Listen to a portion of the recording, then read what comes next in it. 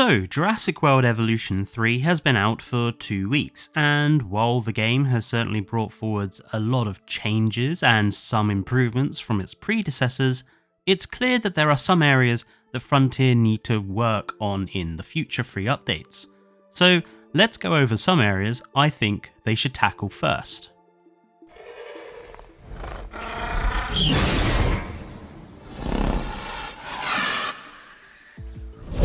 Welcome back to the channel.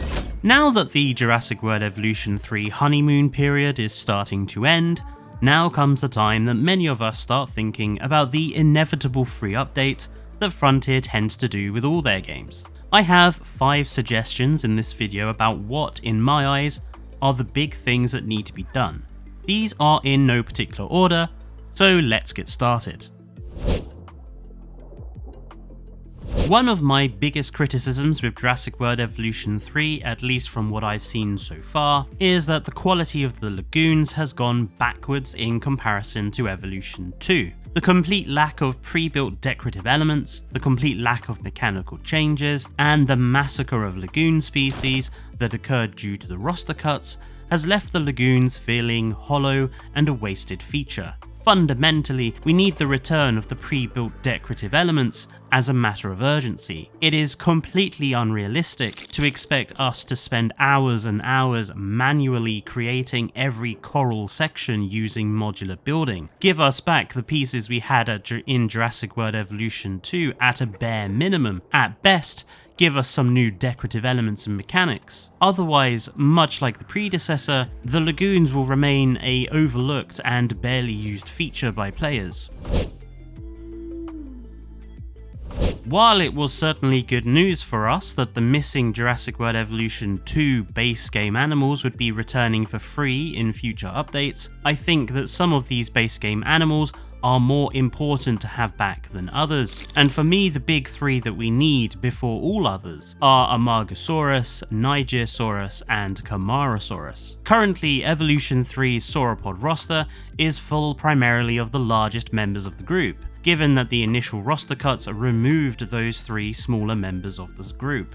For me, we need those animals as a matter of urgency to add some much needed size diversity. Frankly, I don't always want a huge sauropod in my builds, not to mention that Amargasaurus has some great possibilities for interesting sexual dimorphism and baby looks due to those spines. While having Kentrosaurus coming back first is a good thing, I just don't think another stegosaur that is similar to the others we already have is as important as adding diversity back into the game. The addition of modular building is one of the big changes that Evolution 3 brought over to its sequel. I have certainly found the system rather addictive, although I'm still not entirely sure why. However, one thing that causes me constant frustration is the strange arbitrary nature of some of the material sets. If you would like to build a circular shape from concrete, you'll find you can do that. Want to do it out of metal or glass? No, sorry, that's not possible. Would you like a huge range of column types in concrete? Sure, here you go. Want some in any other type of material? Nope, sorry. Curved girder pieces? Nope. Awning pieces that are not oversized and that you can actually make into a range of shapes? Nope. Something I would like to see free updates provide are additions to some of these areas to complete the range of pieces available in all materials. Considering that the game and Frontier seem to be relying on the modular building and workshop system to keep the game ticking over and active, ensuring the material sets are complete and varied would seem an obvious good thing to do.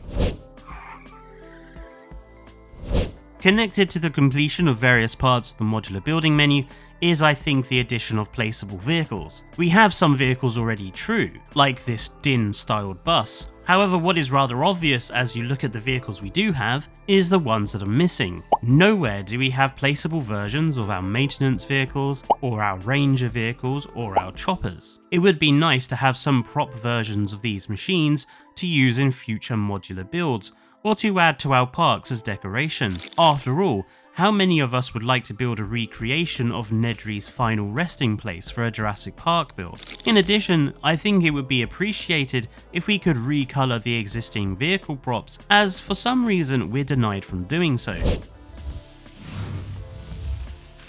Related is, I think, the need to diversify the options for liveries for several of the new attractions, primarily the hot air balloon ride and the canoe attraction. Currently, the balloon can only use a Jurassic World or Jurassic Park livery, which, while nice, makes this ride a little strange next to those Din style parks of ours. And the canoe ride, well, we only have the Jurassic World livery for that. Expanding the liveries on these rides to ensure they all had a Jurassic World, a Jurassic Park, a DIN, and perhaps a DPG version would certainly make these attractions fit in better with various themed parks. Babies and breeding was a widely wanted and quite highly hyped feature of Evolution 3 while it was in development. I have my own thoughts on where the system has and has not succeeded. However, what is very clear to me is that the system needs some additions and some quality of life adjustments to make it better. I have a few ideas here, and one of them might be rather controversial, but I'll get to that one in a minute. First things first, the breeding system needs a quality of life improvement that's pretty key. One of the big fears I had about babies when we first heard about it was the dreaded fennec fox effect. Anyone who has ever played Zoo Tycoon 2 knows what I'm talking about here. The tendency of animals to breed like rabbits, overwhelming the game's mechanical systems and leading to constant tedious micromanagement. Unfortunately, there are some animals in Evolution 3 that clearly suffer from the same issues. Edmontosaurus springs to mind for me, where their rampant overbreeding created a lot of problems in my Montana park. Now, I'm fully aware that species have a predefined limit to where they'll stop breeding, but I think for some species this limit needs further balancing and in many cases lowering. Next thing I think would be good is the ability to launch our animals as juveniles straight from the hatchery. I see no mechanical reason why we couldn't do it, and I think it would offer us some interesting choices in terms of management. Perhaps releasing animals as juveniles would be cheaper and take less time than adults, or require less skilled staff, which would certainly lead to some interesting changes to challenge mode or campaign runs. My final addition to the system, and the one I think that is going to lead to some interesting conversation in the comments, is the addition of hybrid breeding. I see no reason to arbitrarily say hybrids are the only animals we are not having breeding for in a game that is using breeding as one of its key selling points. And before you say hybrids, mutants, fertility, let me just stop you. I am talking about this from a gameplay mechanical perspective, because fundamentally this is a game,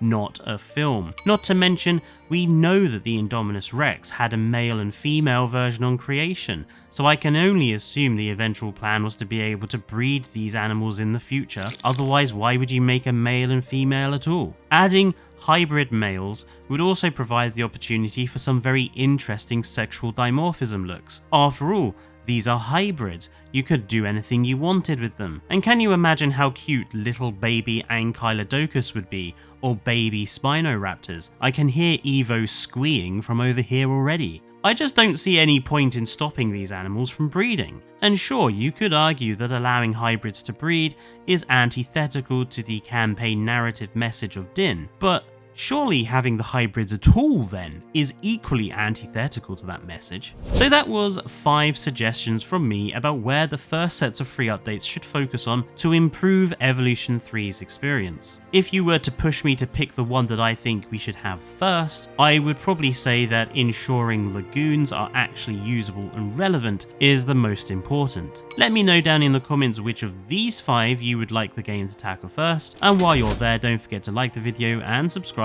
if you want to see more content from all of us at Triclaw Gaming. Until next time, stay safe and goodbye.